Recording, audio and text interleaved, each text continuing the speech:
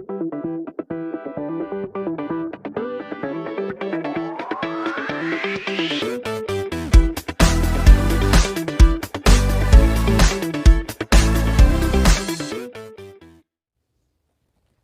Students, I hope you all are doing well. So हमने अभी तक केमिकल रिएक्शंस के 4 लेक्चर्स कवर कर लिए हैं। उन चारों लेक्चर में अभी तक हमने ये कवर किया है कि पहले हमने जाना था कि केमिकल रिएक्शन क्या होते हैं, ठीक है। फिर हमने जाना था केमिकल इक्वेशंस क्यों लिखी जाती हैं, ठीक है, कैसे लिखी जाती हैं। एंड थर्ड लास्ट वीडियो में हमने किया था बैलेंसिंग ऑफ केमिकल इक्वेशन। सो फिर से मैं बता दूं, बैलेंसिंग ऑफ केमिकल इक्वेशन अभी किसी ने नहीं देखे और ज़रूर देखें। This is one of the most important video जो मेरा लेक्चर नंबर 4 था, ठीक है। सो अब आज हम करेंगे writing the physical states of a reaction. किसी रिएक्शन की फ़िज़िकल स्टेट लिखनी हो तब क्या करें, ठीक है। पहले तो कई बार ना आपने एक एग्जांपल देखी होगी। फॉर एग्जांपल मैं एक एग्जांपल बताता हूँ। ऐसे एग्जांपल के तौर पे जैसे मैग्नीशियम रिबन है, सपोज उसका सिंबल क्या होता है, Mg, ठीक है, plus O2 gives out MgO।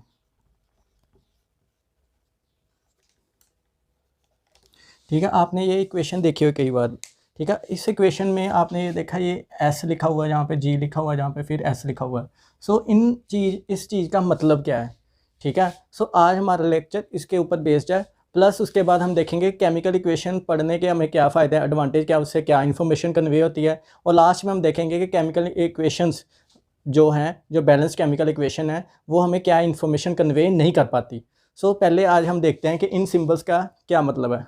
सो सबसे पहले तो मैं बात करता हूँ फिज़िकल स्टेट की, ठीक है। व्हाट इज़ फिज़िकल स्टेट, ठीक है। फिज़िकल स्टेट मतलब ये है कि कोई भी जो, फॉर एग्जांपल आपको याद होगा कि रिएक्टेंट लेफ़्ट साइड पे हम लिखते हैं, रिएक्टेंट से क्या बनते हैं, प्रोडक्ट्स, जो हम राइट साइड पे लिखते हैं।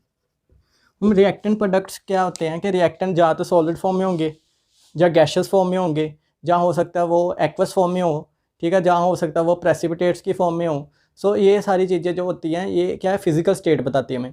फिज़िकल स्टेट हमें ये बताती है कि कोई गिवन चीज़ जो हमारे पास है वो किस स्टेट में है, किस स्टेट ऑफ मैटर में है।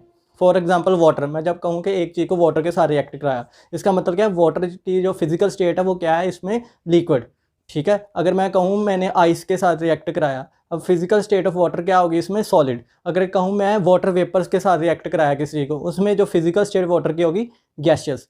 सो यही चीज़ जो होती है फिज़िकल स्टेट होती है। सो एक मैं आपको बॉक्स बना के बताता हूँ। अब देखो, कई बार सिंबल S लिखा होगा, S का मतलब है कि वो चीज़ किस स्टेट में है, सॉलिड में, ठीक है। कई बार सिंबल आप L देखोगे, L का मतलब है वो किस स्टेट में है, जी, लिक्विड स्टेट में।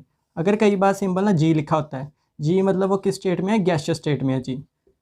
हाँ, इसके अलावा भी आप कई बार देखोगे AQ लिखा हुआ है, AQ मीन्स वो एक्वा स्टेट में है। मीन्स क्या है इस चीज़ का, एक्वा स्टेट का। जैसे फॉर एग्जांपल ये मैंने बीकर लिया, ठीक है, बीकर में मैंने वाटर रखा है, क्या रखा है, वाटर। उसमें मैंने नमक मिक्स कर दिया, मतलब NaCl मिक्स कर दिया, ठीक है। अब ये जो सोल्यूशन NaCl का बना है, इसको बोलते हैं NaCl एक्वस, ठीक है। मतलब solution of anything in water, solution of anything in water उसको बोलते हैं हम एक्वा स्टेट। और जब भी किसी चीज़ की एक्वा स्टेट होगी ये सिंबल लिखा होगा।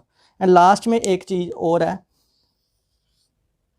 वो है यहाँ पे लिखा होता है PPT, ठीक है। PPT मीन्स होता है प्रेसिपिटेट। अब प्रेसिपिटेट का क्या मतलब, मान लो कि ये मैंने क्या किया, एक बीकर लिया, ठीक है, ये बीकर में पानी भर लिया।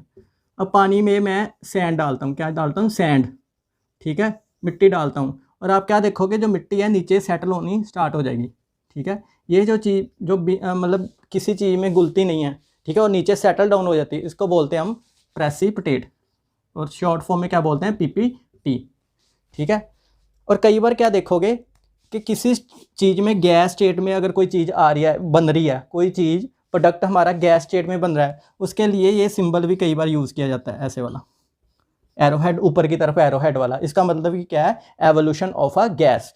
और PPT के लिए कई बार सिंबल जो है एरो डाउन वाला यूज़ किया जाता है। इसका मतलब क्या होगा, there is formation of PPT, मतलब प्रेसिपिटेट, जो चीज़ किसी चीज़ में नहीं घुल रही, ठीक है।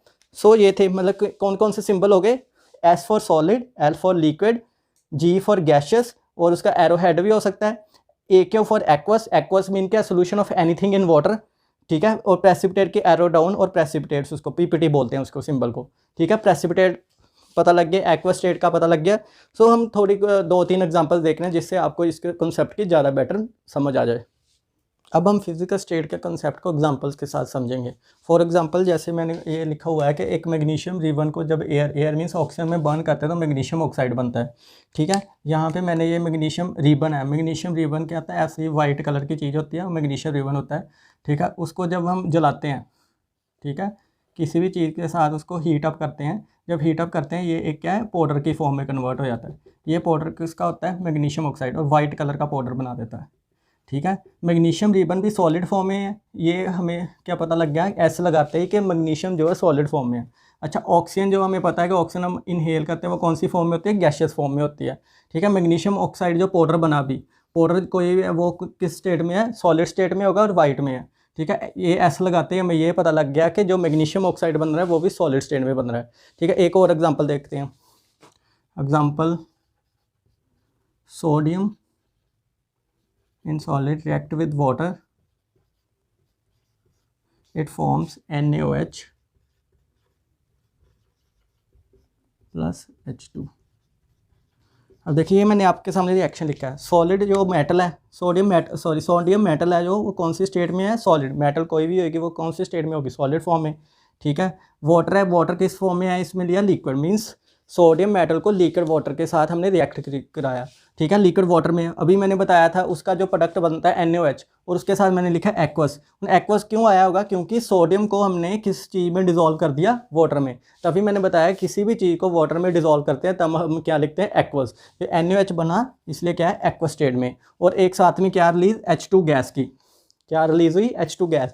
इसको मैं अब एक और चीज़ फॉर्म में लिख सकता है, अगर मैं H2 एरोहेड ऊपर लगा दूँ। एरोहेड ऊपर लगाने का मतलब क्या है कि इसमें जो है हाइड्रोजन गैस फॉर्म में है, मीन्स गैस इवॉल्व हुई इसमें।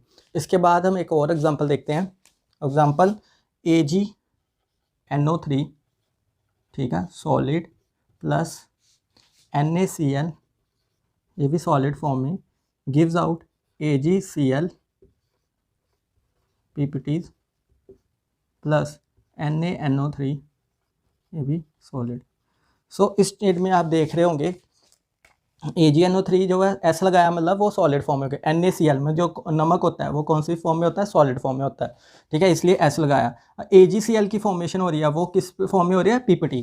इसका क्या मतलब है कि जब मान लो कि एक बीकर है, ठीक है, बीकर में मैंने क्या किया, AgNO3 डाल दिया, AgNO3, ठीक है, उसमें मैंने क्या किया, NaCl डाल दिया, ठीक है। जब मैंने ये डाला, फिर मैंने थोड़े टाइम बाद देखा, जब थोड़ा इनका रिएक्शन हो गया, जब थोड़े टाइम बाद मैंने देखा कि इनमें यहाँ पे एक सॉलिड फॉर्म जो है नीचे डिपॉजिट हो रही थी, कोई सॉलिड कोई चीज़ नीचे डिपॉजिट हो रही थी। ये कौन सी चीज़ थी, AgCl के प्रेसिपिटेट थे, उसकी PPT थी, ठीक है। सो AgCl किस फॉर्म में है, प्रेसिपिटेट की फॉर्म में। और इसको ऐसे भी लिख सकते हैं हम, AgCl एरो डाउनवर्ड, इसका मतलब भी क्या है, प्रेसिपिटेट। सो ये कुछ एग्जांपल थी जिससे आपको फिजिकल स्टेट्स क्लियर होगी, ठीक है। फिजिकल स्टेट में कैसे एक क्या चीज़ हमें कन्वे होती है, हम उस फिजिकल स्टेट से ये प्रेडिक्ट कर पाते हैं रिएक्टेंट और प्रोडक्ट्स किस स्टेट में है, किस स्टेट ऑफ मैटर में है, whether it is in solid state, liquid state, gaseous state, aqua state, और in last precipitate state. Okay, so this was all about the physical states. So now we will move to the next topic, that is the information conveyed by the chemical equations, rather balanced chemical equations। अब हम topic पढ़ेंगे information conveyed by chemical equation. कोई भी chemical equation हमें अगर दी जाती है, हम उसको देख के हमें क्या इन्फॉर्मेशन मिलती है, मीन्स उसको देख के हमें क्या क्या चीज़ें पता लग सकती है। हम ये चीज़ को एक एग्जांपल से समझते हैं। फॉर एग्जांपल, ये मैंने एक इक्वेशन लिखी,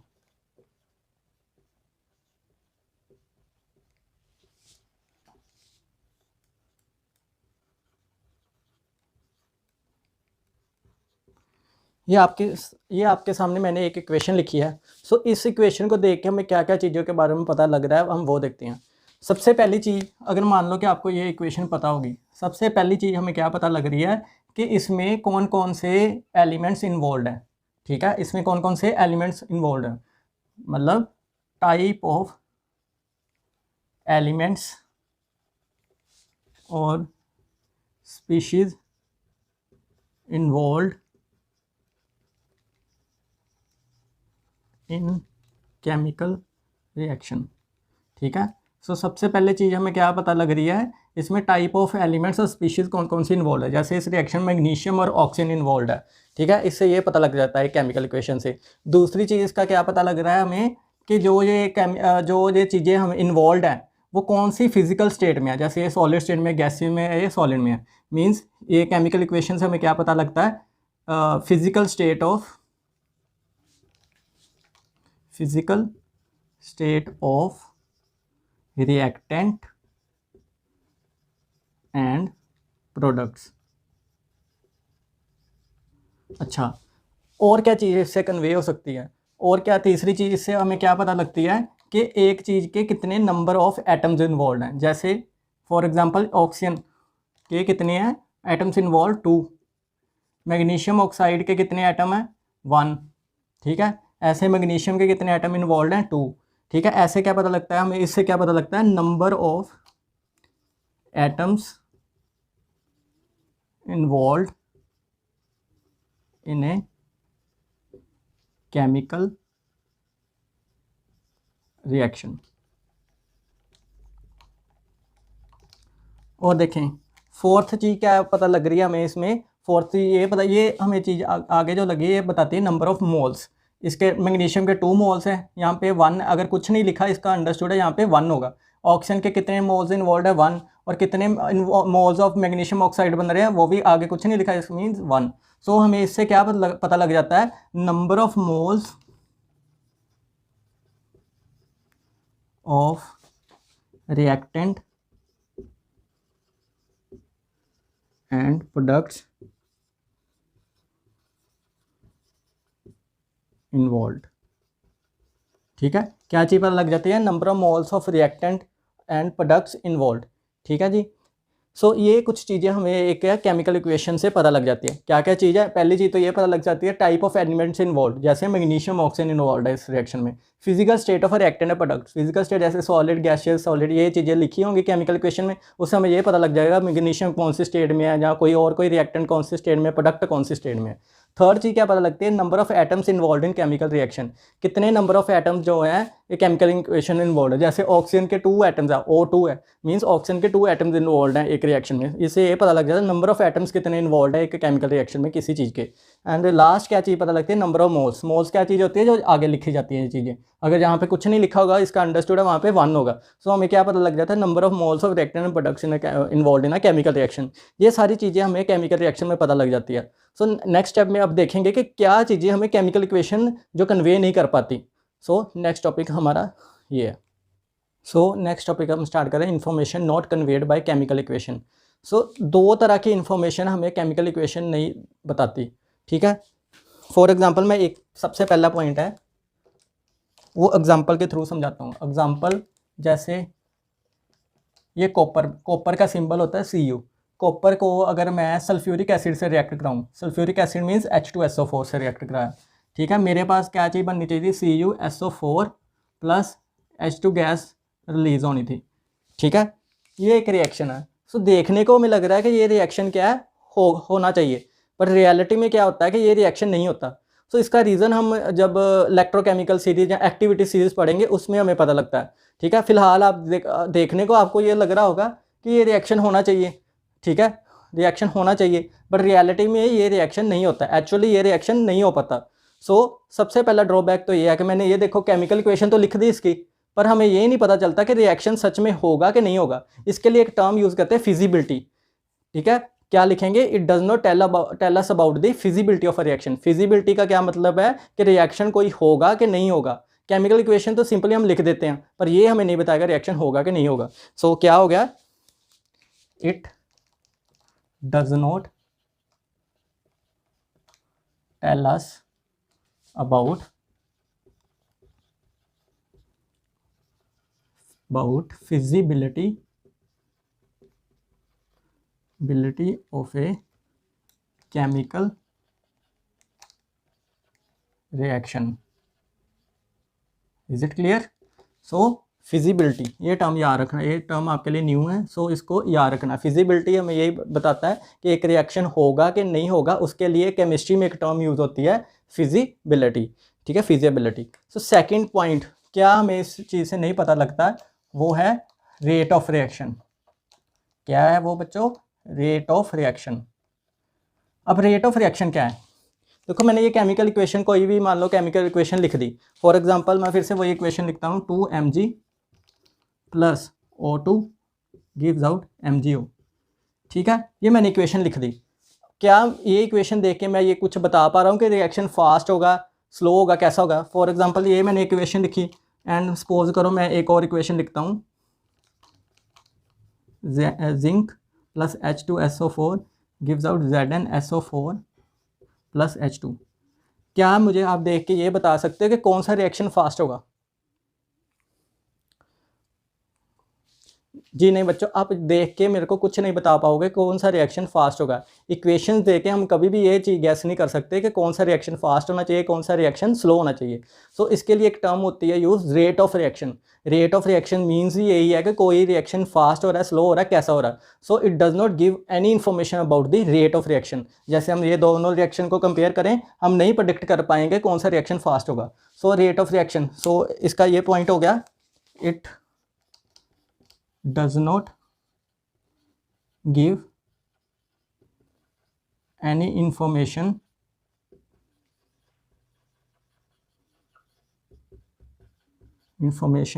regarding what? Regarding what? Rate of reaction। Rate of reaction क्या है कि कोई रिएक्शन स्लो हो रहा है, फास्ट हो रहा है, कैसे हो रहा है, वो हम केमिकल इक्वेशन देख के नहीं बता सकते। सो ये दो पॉइंट्स हैं जो हम केमिकल इक्वेशन से देख के नहीं बता सकते। पहला, कोई किसी भी इक्वेशन को देख के हम उसकी फिजिबिलिटी नहीं बता सकते। फिजिबिलिटी क्या है कि एक रिएक्शन होगा कि नहीं होगा, इसको कहते हैं फिजिबिलिटी, वो हम केमिकल इक्वेशन को देख के नहीं बता सकते। सेकंड चीज़ इसमें क्या है कि हम रेट ऑफ रिएक्शन, ये दो इक्वेशंस मैंने लिखी, इसमें से हम ये नहीं प्रेडिक्ट कर पाएंगे ये वाला रिएक्शन फास्ट है कि फर्स्ट वाला रिएक्शन फास्ट है। सो ये हमें कोई भी इन्फॉर्मेशन ऐसे नहीं देता जिससे हम रेट ऑफ रिएक्शन प्रेडिक्ट कर पाएँ, दैट इज़ कोई रिएक्शन फास्ट होगा, स्लो होगा। सो ये था all about chemical equation. So next lecture से हम टाइप्स ऑफ रिएक्शंस जो स्टार्ट कर रहे हैं। Types of reactions are the most important part of your first chapter. ये भी बोर्ड्स में हमेशा इसके ऊपर एक क्वेश्चन आता ही आता है, ठीक है। So in next lecture we will gonna do types of chemical reaction. Thanks a lot and keep spotting, and आप घर में रहिए, सेफ रहिए और बाहर बिना मास्क डाले ना जाइए। Thank you and have a nice day.